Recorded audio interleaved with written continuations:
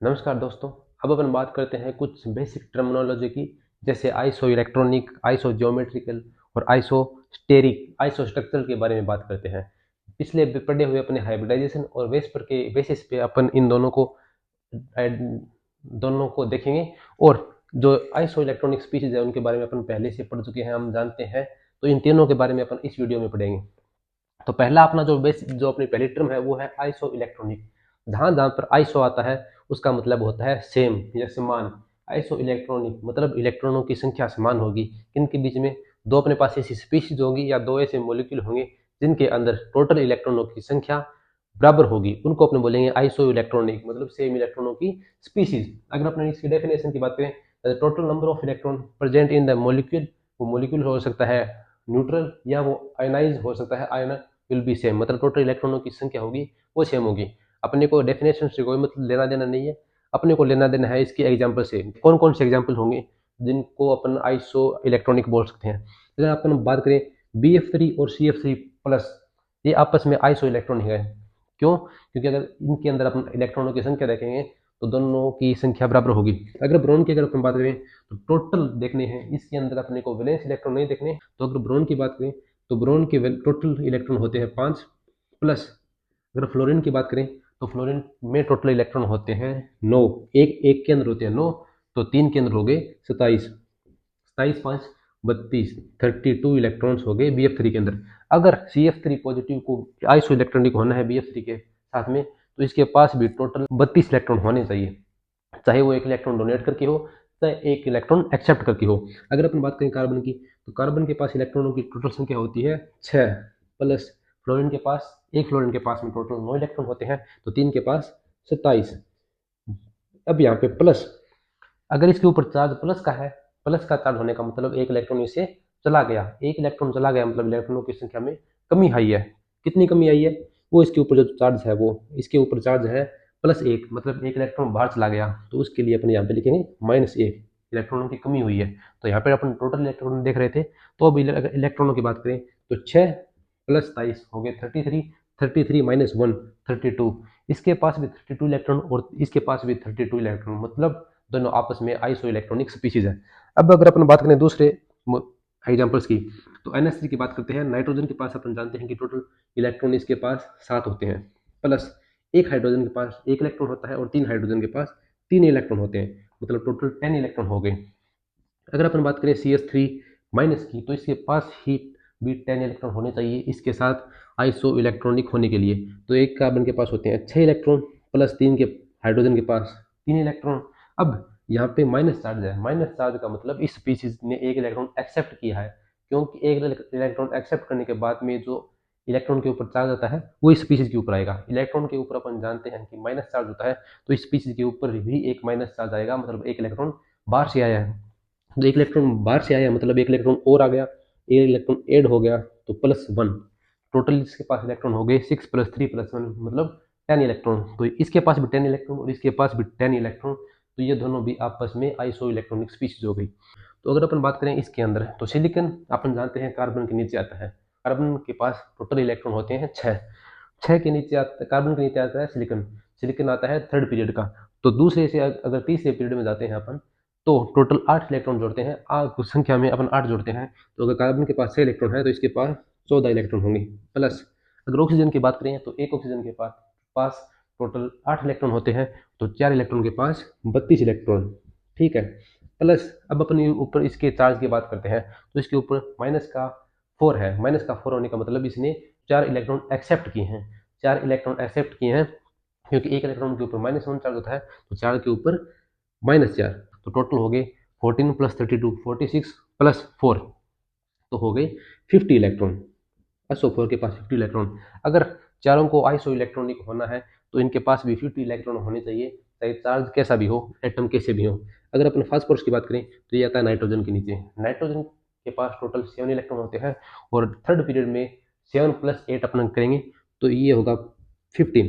15 plus 4 oxygen के पास हो गए टोटल 34, प्लस इसके ऊपर चार्ज है -3, मतलब 3 इलेक्ट्रॉन इसने लिए हैं, इलेक्ट्रॉन लिए हैं मतलब 3 ऐड हो गए, तो 32 + 15 47 + 3, मतलब इसके पास भी 50 इलेक्ट्रॉन। अगर इसकी बात करें सल्फर के टोटल इलेक्ट्रॉन 16 होते हैं, 16 इसके और 32 इसके, 48 माइनस 2 चार्ज है, मतलब इसके ऊपर 2 इलेक्ट्रॉन और आए हैं, 2 इलेक्ट्रॉन आने के कारण 48 प्लस 2, इसके पास भी 50 इलेक्ट्रॉन। अगर इसकी अपन बात करें क्लोरीन की, तो क्लोरीन आता है 17 नंबर पे, तो इसके पास इलेक्ट्रॉन हो गए 17 प्लस ऑक्सीजन के पास टोटल 32, मतलब 49 इलेक्ट्रॉन माइनस एक एक चार्ज है, मतलब एक इलेक्ट्रॉन इसने एक्सेप्ट किया, एक इलेक्ट्रॉन और ऐड होगा, तो 49 प्लस 1 50 इलेक्ट्रॉन, मतलब सभी के पास 50 इलेक्ट्रॉन है। तो ये आपस में आइसो इलेक्ट्रॉनिक है। इसके पास में 10 इलेक्ट्रॉन है दोनों के पास में। अगर इसकी बात करें तो इसके पास हो गए टोटल 32 इलेक्ट्रॉन दोनों के पास। इसके कारण दोनों सभी के जो जो फर्स्ट एग्जांपल में 32 इलेक्ट्रॉन है दोनों के पास में, तो ये आइसो इलेक्ट्रॉनिक। इसके पास में दोनों के पास 10 इलेक्ट्रॉन आइसो इलेक्ट्रॉनिक, और इनके पास में 50 इलेक्ट्रॉन टोटल मॉलिक्यूल या आयन के ऊपर, जिसके कारण ये आपस में आइसो इलेक्ट्रॉन हो गए। अब अपन बात करते हैं आइसो जियोमेट्रिकल स्पीसीज। आइसो का मतलब सेम। ज्योमेट्री में क्या आता है, ज्योमेट्री में मॉलिक्यूल्स की सभी हाइब्रिड ऑर्बिटल आते हैं, चाहे वो बॉन्डिंग के हो, चाहे वो वेकेंट हो, चाहे वो नॉन बॉन्डिंग के हो, सभी के सभी अपन ज्योमेट्री के अंदर बात करते हैं, चाहे वो लोन पेयर हो या बॉन्ड पेयर हो। तो ज्योमेट्री में अगर अपन बात करें तो हाइब्रिडाइजेशन अपन को ज्योमेट्री बताता है, मतलब किन्हीं दो स्पीशीज का अगर हाइब्रिडाइजेशन सेम होगा तो वो दोनों आपस में जो आइसो ज्योमेट्रिकल होंगे, ठीक है। लेकिन दूसरी शर्त ये है कि अगर हो सकता है कि कुछ ऐसे मॉलिक्यूल हों जिनका हाइब्रिडाइजेशन सेम नहीं होता, लेकिन फिर भी वो आइसो ज्योमेट्रिकल होते हैं, तो वहाँ पे अपने को चेक करना पड़ेगा। लेकिन अगर दो स्पीशीज का हाइब्रिडाइजेशन सेम आ जाता है तो दोनों के दोनों आइसो ज्योमेट्रिकल होंगे। तो अपन बात करते हैं डेफिनेशन की, मॉलिक्यूल्स और आयंस, मॉलिक्यूल हो सकता है या कोई आयन हो सकता है, मॉलिक्यूल और ions having similar kind of geometry, मतलब दोनों की सेम ज्योमेट्री होगी। मॉलिक्यूल्स या ion having similar kind of 3D arrangement of hybrid orbital. Hybrid orbital का मतलब वो लोन पेयर भी हो सकता है और वो बॉन्ड पेयर भी हो सकता है, उसका 3D अरेंजमेंट देखते हैं अपन, और उस बेसिस के ऊपर अपन इनको आइसो ज्योमेट्रिकल बोलते हैं। तीसरा है कि इन iso geometrical hybridization of central atom में भी सेम और डिफरेंट, मतलब वो उसके ऊपर हाइब्रिडाइजेशन सेम भी हो सकता है और डिफरेंट भी हो सकता है। अगर अपन एग्जाम्पल की बात करें CH4 NH3H2O, अपन जानते हैं कि तीनों का हाइब्रिडाइजेशन होता है, वो होता है sp3। sp3 हाइब्रिडाइजेशन मतलब इसकी ज्योमेट्री होगी, वो होगी टेट्राहेड्रल, तो इसकी भी टेट्राहेड्रल, इसकी भी टेट्राहेड्रल और इसकी भी टेट्राहेड्रल। टेट्राहेड्रल होने के कारण तीनों की जो ज्योमेट्री है वो सेम होने के कारण तीनों आपस में आइसो ज्योमेट्रिकल है। अब अपन बात करें SiO4, यहाँ पे अपने को इलेक्ट्रॉन वगैरह नहीं देखने, यहाँ पे अपने को इनकी ज्योमेट्री देखनी है। तो पहले तो अपन इनका हाइब्रिडाइजेशन देखेंगे, अगर हाइब्रिडाइजेशन सेम है तो मतलब वो आपस में जो आइसो ज्योमेट्रिकल है, ठीक है। तो SiO4 इसका हाइब्रिडाइजेशन sp3, इसका भी sp3, इसका भी sp3 और इसका भी sp3, इसका भी sp3, MnO4 नेगेटिव, लेकिन इसका जो हाइब्रिडाइजेशन होता है MnO4 नेगेटिव का, इसका हाइब्रिडाइजेशन होता है D3s। टोटल चार हाइब्रिड ऑर्बिटल होते हैं और सभी के पास चार चार हाइब्रिड ऑर्बिटल हैं। जो इनकी ज्योमेट्री होगी वो सभी की टेट्राहेड्रल होगी। अगर ज्योमेट्री इनकी सेम है, ये आपस में आइसो ज्योमेट्रिकल है। ज्योमेट्री में अपन 3D अरेंजमेंट में अपन बॉन्ड पेयर देखते हैं और साथ साथ में लोन पेयर, दोनों चीजें अपन देखते हैं। अगर अपन बात करें आइसो स्ट्रक्चरल स्पीसीज की, तो आइसो का मतलब होगा सेम और स्ट्रक्चर का मतलब होगा सेफ, सेफ सेम हो। सेफ की अगर अपन बात करें तो उसमें अपने को केवल और केवल बॉन्ड पेयर देखने हैं, उसके अंदर अपने को लोन पेयर नहीं देखने। तो अगर अपन बात करें पहले एग्जाम्पल की, ऐसी डेफिनेशन की, तो मतलब सेम सेफ, सेफ सेम होगी। तो अगर अपन डेफिनेशन की बात करें तो मॉलिक्यूल्स और ion having similar kind of shape then we call it isostructural species. तो अगर एग्जाम्पल की बात करें तो CO2 BeCl2 और CH2 और I3 नेगेटिव। अगर इसके अपन हाइब्रिडाइजेशन की बात करें तो CO2 में जो कार्बन एटम है उसका हाइब्रिडाइजेशन होगा sp, BeCl2 में Be का हाइब्रिडाइजेशन sp, CH2 में इसका हाइब्रिडाइजेशन sp, और यहाँ पे जो I3 नेगेटिव है इसका हाइब्रिडाइजेशन sp3d होगा। कैसे होगा वो अपने हाइब्रिडाइजेशन में देख लाना, या इस प्रकार से जो एक आयोडीन होगा उसको सेंट्रल एटम मानना है और बाकी दो को सिंगल बॉन्डेड से जुड़े हुए एटम मानना है। तो एक आयोडीन के पास में वैलेंस शेल में टोटल 7 इलेक्ट्रॉन होते हैं और दो सिंगल बॉन्ड से जुड़े हुए हैं, तो 7 प्लस 2 प्लस जो चार्ज होता है, अगर माइनस का चार्ज है तो प्लस लगाते हैं, +1/2 मतलब टोटल 10/2, 10/2 मतलब n की वैल्यू 5, 5 का मतलब sp3 डिहाइब्रिडाइजेशन। मतलब इनका हाइब्रिडाइजेशन अलग अलग है, लेकिन जो सभी के सभी की शेप है वो सभी के सभी लीनियर शेप में है, तो इसके कारण इनको अपने बोला है आइसो स्ट्रक्चरल स्पीसीज। अब अगर बात करें SO3 NH3 और CH3 रेडिकल और ClO3, इन सभी की जो शेप होगी वो पिरामिडल शेप होगी। सभी की शेप सेम है, तो इसके कारण अपन इसको बोलेंगे आइसो स्ट्रक्चरल। अब अगर अपन बात करें H2O और SnCl2, हाइब्रिडाइजेशन सेम हो सकता है, अलग अलग हो सकता है, लेकिन अगर इसकी अपन शेप करें तो H2O अपन जानते हैं इसकी जो शेप होती है वो वी शेप होती है, कुछ इस प्रकार से इसकी शेप होती है, वी शेप या बेंड शेप। ऐसी शेप होती है SnCl2, वी शेप इसकी होती है। दोनों की शेप सेम होगी तो ये भी एक आइसो स्ट्रक्चरल स्पीशीज होगी। तो यहाँ पे लिखा है हाइब्रिडाइजेशन विल बी सेम और नॉट, हाइब्रिडाइजेशन सेम हो सकता है और नहीं भी हो सकता। जैसे अपने यहाँ पे पढ़ा था कि अगर ये नहीं होता तो तीनों का हाइब्रिडाइजेशन सेम था और इन तीनों की शेप भी सेम थी, लेकिन ये इंक्लूड हो गया। अब भी ये आइसो स्ट्रक्चरल स्पीशीज है, लेकिन इसका हाइब्रिडाइजेशन इन तीनों से अलग है, फिर भी आइसो स्ट्रक्चरल स्पीशीज है। अब दोस्तों अपन बात करते हैं चौथी टर्म की, जिसका नाम है आइसोस्टीयर स्पीशीज। आइसो का मतलब सेम होता है और स्टीयर, इस स्पीशीज में अपन दो चीजें देखते हैं, एक तो number of electrons, number of electrons same होने चाहिए मॉलिक्यूल या आयन के अंदर, और दूसरी चीज है नंबर ऑफ एटम्स, मतलब टोटल नंबर उस मॉलिक्यूल के अंदर सेम होने चाहिए। अगर अपन दो स्पीशीज की बात कर रहे हैं तो दोनों के अंदर इलेक्ट्रॉन है वो भी सेम होने चाहिए, टोटल इलेक्ट्रॉन, और दोनों के अंदर जो एटम्स है वो भी सेम होने चाहिए संख्या में। ठीक है, तो total species having same number of electrons as well as same number of atoms, मतलब अगर टोटल एटम्स की बात करें वो भी सेम होना चाहिए। अगर अपन एग्जांपल की बात करें तो बेंजीन और बोराजिन, बोराजिन का फॉर्मूला ये होता है B3N3H6, बेंजीन का फॉर्मूला होता है C6H6। बोराजिन इसको अपन इनऑर्गेनिक बेंजीन भी बोलते हैं, उसको ऑर्गेनिक बेंजीन बोलते हैं क्योंकि इसके अंदर कार्बन है, और और कार्बन की जगह यहाँ पे बोराजिन में कार्बन को हटा के बोरोन और नाइट्रोजन को अल्टरनेट ऑर्डर में लिखा गया है। ठीक है, अगर अपन बात करें बेंजीन और बोराजिन की तो इसके अंदर अगर एटम की बात करें तो टोटल एटम है 6 कार्बन के और 6 हाइड्रोजन के, टोटल 12 एटम्स। अगर इसके अंदर बात करें 3+3+6, मतलब टोटल 12 एटम इसके अंदर। अगर अपन बात करें इलेक्ट्रॉनों की तो कार्बन के पास, एक कार्बन के पास टोटल 6 इलेक्ट्रॉन होते हैं, तो 6 कार्बन के पास टोटल 36 इलेक्ट्रॉन्स, प्लस एक हाइड्रोजन के पास एक इलेक्ट्रॉन, टोटल तो 6 हाइड्रोजन है तो टोटल 6 हाइड्रोजन के पास 6 इलेक्ट्रॉन, मतलब 42 इलेक्ट्रॉन इस स्पीशीज के पास में।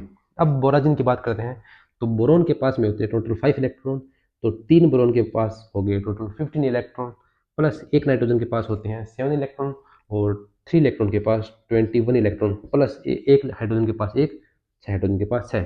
अगर अपन बात करें टोटल की तो 15 + 21 36 + 6 42 इलेक्ट्रॉन, मतलब दोनों के पास एटम्स भी सेम और दोनों के पास इलेक्ट्रॉन भी सेम। इसको स्पीशीज को बोलते हैं अपन आइसोस्टीयर स्पीशीज। अब अपन एक एग्जांपल की बात करते हैं आइसोस्टीयर स्पीशीज के एग्जांपल्स की। तो यहाँ पे अपन देख रहे हैं तो जितने भी 1 2 3 4 5 6 7 7 के साथ मॉलिक्यूल्स के पास टोटल नंबर ऑफ एटम्स है वो 3 एटम है, तो मतलब आइसोस्टीयर की एक शर्त ये हुई कि एटम्स पूरी हुए। अब अपने इलेक्ट्रॉन की संख्या की बात करेंगे तो एक कार्बन के पास टोटल 6 इलेक्ट्रॉन, प्लस दो ऑक्सीजन के पास में टोटल 16 इलेक्ट्रॉन, तो हो गए 22 इलेक्ट्रॉन। अगर इसकी बात करें अपन तो 2 + 8 10 इलेक्ट्रॉन, इसकी बात करें अपन तो 24 इलेक्ट्रॉन। अगर इसकी बात करें तो 21 इसके पास और 22 एक चार्ज के कारण 22 इलेक्ट्रॉन। इसकी बात करें तो 7 + 16 23, प्लस का 1 है मतलब एक इलेक्ट्रॉन कम हुआ है, माइनस चार्ज बाहर गया तो एक इलेक्ट्रॉन कम करेंगे तो 22 इलेक्ट्रॉन। एनसीओ की बात करें तो 7 + 6 13 + 8 21 प्लस 1 22 इलेक्ट्रॉन। CH2 की बात करें अपन तो एक कार्बन के पास 6 इलेक्ट्रॉन, प्लस एक सल्फर के पास 16 इलेक्ट्रॉन, 16 + 16 32, मतलब 32 प्लस 6 हो गए 38, और इसके पास 7 + 7 टोटल 14 + 8 22 इलेक्ट्रॉन इसके पास हो गए। तो मतलब अगर अपन बात करें आइसोस्टीयर की तो इसके पास भी 22, इसके पास 22, इसके पास 22, इसके पास 22 और इसके पास 22 इलेक्ट्रॉन है। तो इन स्पीशीज को अपन आइसोस्टीयर स्पीशीज बोलेंगे क्योंकि सभी के पास जो नंबर ऑफ एटम है वो 3 है, और इलेक्ट्रॉनों की बात करें तो इन 5 के पास इलेक्ट्रॉन 22 इलेक्ट्रॉन है, इनके कारण ये आइसोस्टीयर स्पीशीज है। अब इनके बाद में बात करते हैं अपन हाइपरवेलेंट स्पीशीज और हाइपोवेलेंट। देखो हाइपर का मतलब होता है ज़्यादा, कुछ संख्या से ज़्यादा, और हाइपो का मतलब होता है कम, डिक्रीज। ठीक है, किस किस संख्या की कमी या किस संख्या की वृद्धि की बात करें अपन तो हाइपर होता है 8 इलेक्ट्रॉन से ज़्यादा, मतलब ऑक्टेट से ज़्यादा इलेक्ट्रॉन, उस स्पीशीज को बोलते हैं अपन हाइपरवेलेंट स्पीशीज। ठीक है, more than 8 electron in valence shell of central atom, central atom की वैलेंस शेल के अंदर 8 इलेक्ट्रॉन से ज़्यादा इलेक्ट्रॉन होने चाहिए। अगर अपन एग्जाम्पल की बात करें तो PCl5 पीसीएल जो कि नाइट्रोजन फैमिली का एक ग्रुप है, 15th ग्रुप का एक एटम है, तो इसके जो वैलेंस शेल में टोटल इलेक्ट्रॉन होंगे वो 5 होंगे। 5 प्लस इसने कोवैलेंट बॉन्ड बना रखा है क्लोरीन के साथ में, तो इस एक एक इलेक्ट्रॉन की शेयरिंग के कारण 5 इलेक्ट्रॉन की शेयरिंग से टोटल इसके पास इलेक्ट्रॉन हो गए 10, मतलब 8 से ज़्यादा इलेक्ट्रॉन हो गए, तो ये हाइपरवैलेंट है। CF6 की बात करें तो जो सल्फर है वो ऑक्सीजन फैमिली का है, 16th ग्रुप का है, तो इसके वैलेंस शेल में टोटल 6 इलेक्ट्रॉन होते हैं और इसने 6 फ्लोरीन के साथ कोवैलेंट बॉन्ड बना रखा है, तो इसके पास टोटल वैलेंस में इलेक्ट्रॉन हो गए 12 इलेक्ट्रॉन। इसकी बात करें अपन तो 6 प्लस 4 10 इलेक्ट्रॉन इसके पास है, मतलब तीनों के पास 8 इलेक्ट्रॉन से ज़्यादा है, इस कारण इसको हाइपरवैलेंट स्पीसीज बोला गया है। हाइपोवैलेंट का मतलब होता है 8 इलेक्ट्रॉनों से कम स्पीसीज वाली। अगर अपन BF3 की बात करें तो बोरोन है जो सेंट्रल एटम है, इसके वैलेंस शेल में टोटल 3 इलेक्ट्रॉन होते हैं, प्लस इसने फ्लोरीन के साथ में कोवैलेंट बॉन्ड बना रखा है, कोवैलेंट बॉन्ड में 3 कोवैलेंट बॉन्ड में 3 इलेक्ट्रॉन, टोटल 6 इलेक्ट्रॉन। इसकी बात करें तो इसके पास भी 6 इलेक्ट्रॉन। CCl2 कार्बन की बात करें तो इसके पास में क्लोरीन कार्बन अपना, इसके पास वैलेंस शेल में 4 इलेक्ट्रॉन है, ठीक है। इसने 2 क्लोरीन के साथ में कोवैलेंट बॉन्ड बना रखा है, तो टोटल कितने हो गए 2 2 4 5 और 6, इसी को अपने यहाँ पे लोन पेयर के रूप में रखा है, तो टोटल 6 इलेक्ट्रॉन हुए वैलेंस शेल में। 6 इलेक्ट्रॉन होने के कारण कैटेगरी होगी वो हाइपरवैलेंट कैटेगरी होगी। ये एग्जांपल्स थे अपने हाइपरवैलेंट और हाइपरवैलेंट। यहाँ पे अपनी जो टर्मिनोलॉजी थी, जो isostere, isoelectronic, isogeometric और आइसो स्ट्रक्चर, वो एंड हो जाती है, ठीक है।